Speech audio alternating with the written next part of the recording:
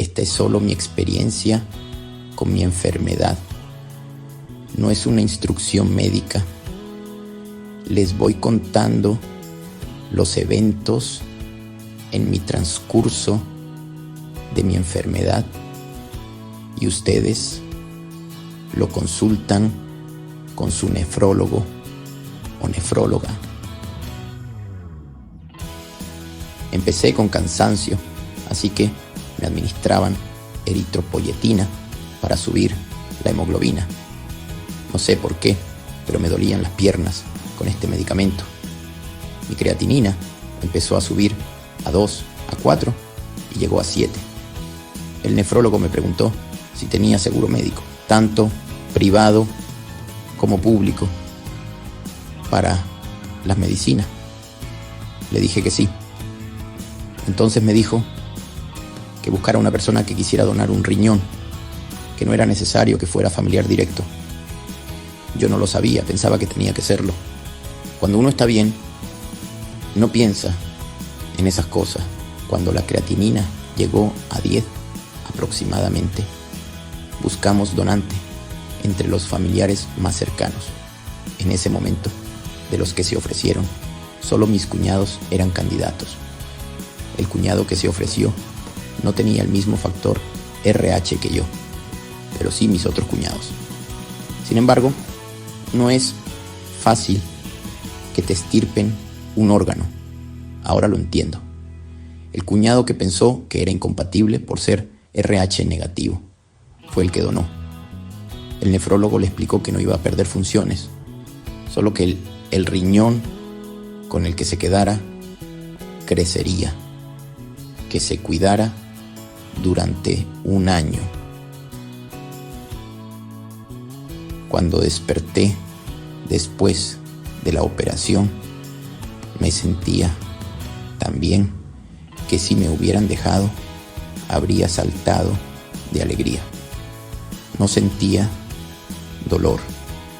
Mi cuñado sí sentía dolor, y fuerte, según me contó.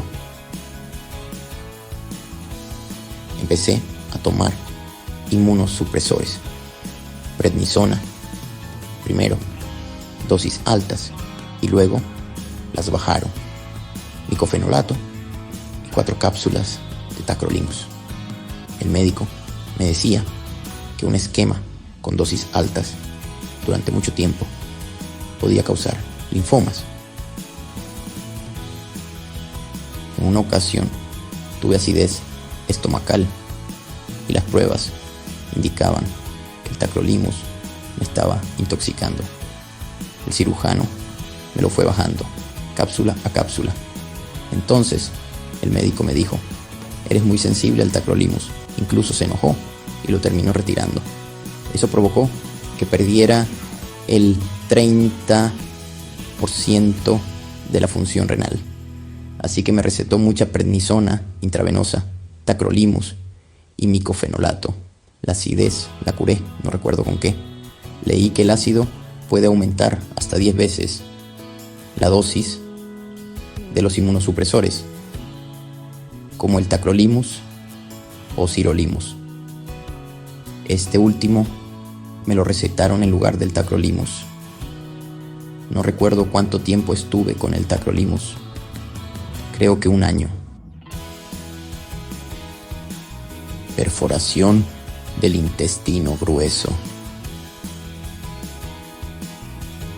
Empecé a sentir un dolor muy fuerte, pero soportable. Iba a ir a orinar cuando me avisan de último momento que no podrían recoger a mi hijo, que entonces era pequeño.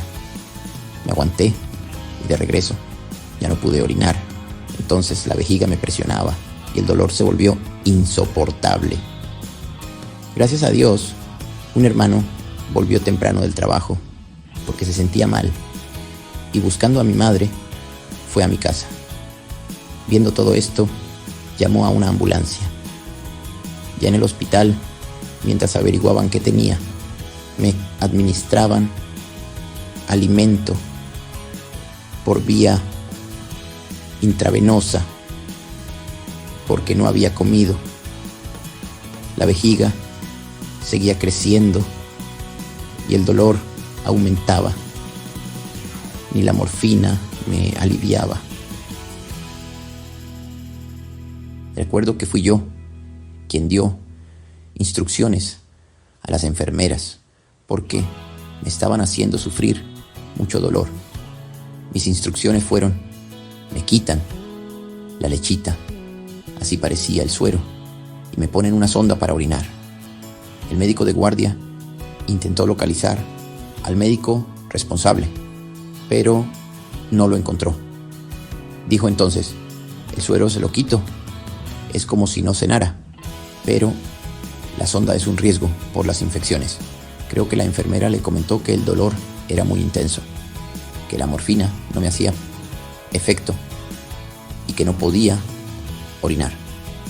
Así que accedió a que me pusieran la sonda. Con eso y la morfina que me administraron, el dolor desapareció. Finalmente descubrieron que era una perforación en el intestino grueso, que de no haberse encapsulado como había ocurrido, habría tenido sepsis. Colostomía. Debido a la perforación, los divertículos y la infección, me hicieron una colostomía. Recuerdo que el médico me decía: vida o riñón. Me suspendieron los inmunosupresores y me administraron antibióticos. Entonces el riñón se deterioró aún más. 4 meses después me volvieron a unir el tus intestino. 2 años después me operaron de cataratas. Primero un ojo y un año después el otro. Después de eso, mi injerto, a los 5 años del trasplante, dejó de funcionar correctamente.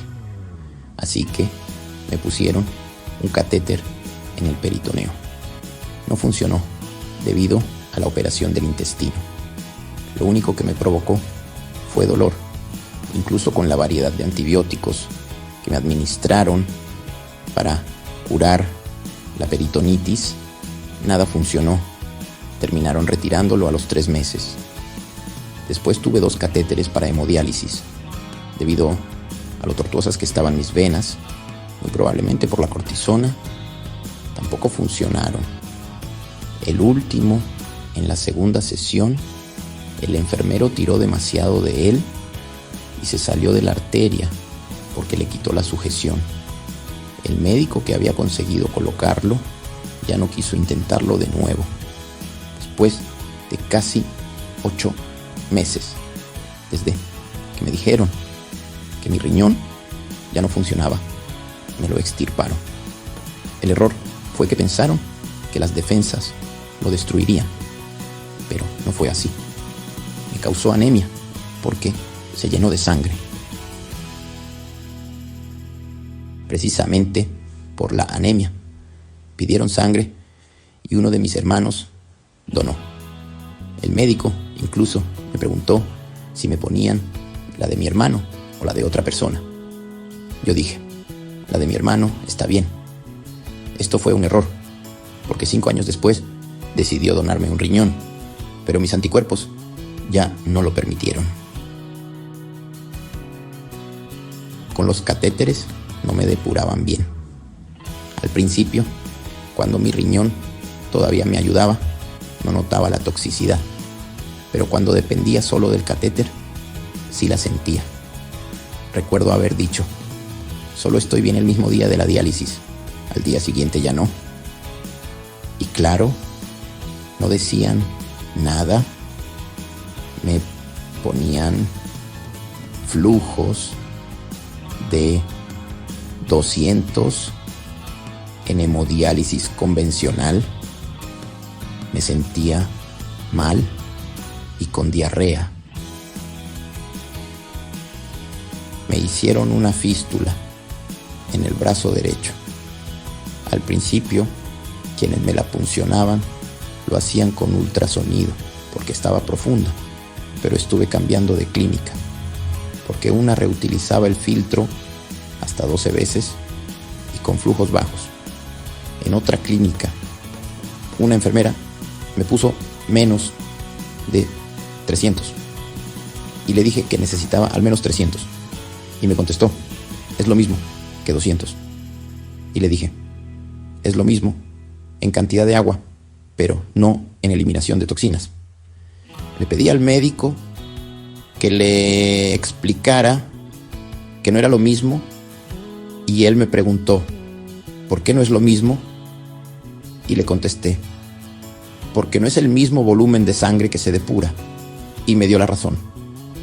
En otra clínica yo ya les exigía 350 y allí un enfermero me giraba la máquina para que no viera que no me ponía el flujo correcto.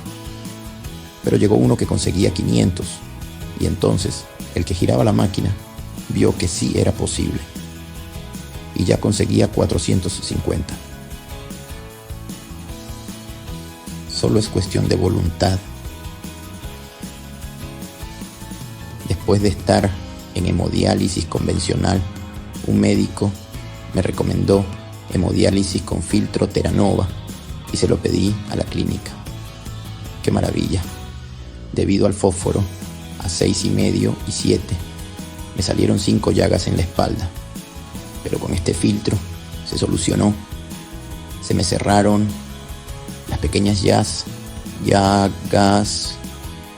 Antes de este filtro, una médica me dijo que como no bajaba el fósforo, solo podía comer claras de huevo. Luego me ofrecieron hemodiafiltración y con el buen enfermero me mantenía a un flujo de 500 o más. Mi fósforo ya estaba en niveles normales, incluso antes del tratamiento. También que cuando me operaron de unas hernias, se sorprendieron de mis niveles. Como mi fósforo y mis niveles estaban bien, pensaban que me encontraba bien, pero cada vez me sentía más cansado y débil. Esto duró aproximadamente un año. La paratormona subió de 60, que es el nivel de una persona sana, a 4,600. La hemodiafiltración a 500 me bajaba el fósforo, pero no la paratormona. Me dejó inválido, pero antes me descalcificó los huesos y me calcificó una válvula del corazón. Este desequilibrio hormonal provoca que se descalcifiquen los huesos y ese calcio se deposite en los órganos, como la piel o el corazón. Las llagas sí fueron por el fósforo, pero la invalidez por la paratormona. Además, este desequilibrio aumenta el fósforo.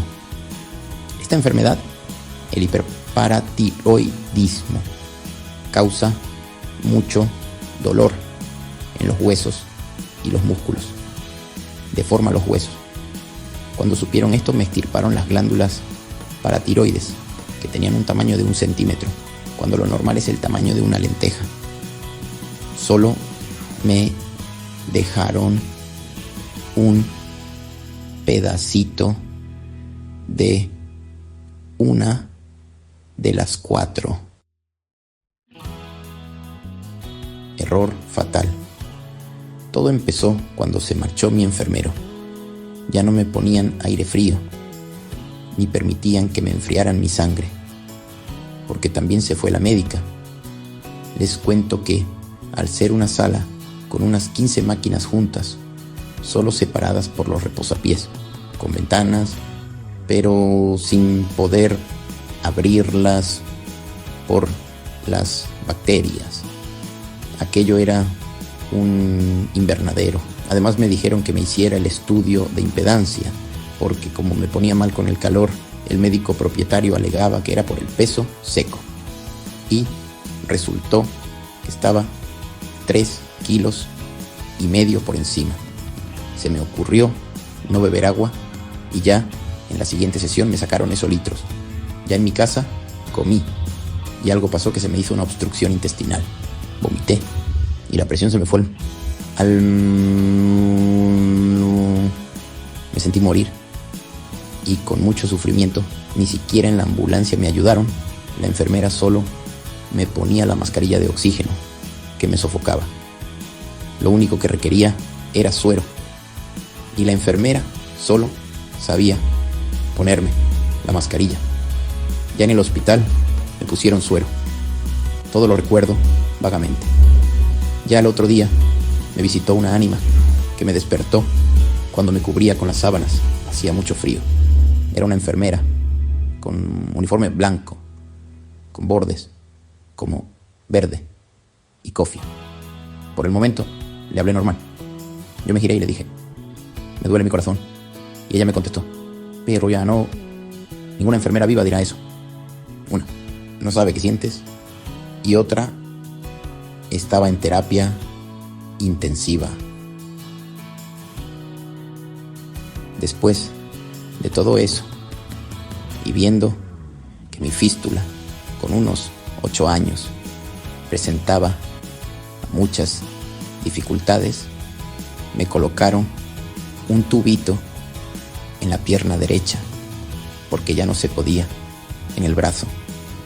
Y sigo aquí, por la gracia de Dios.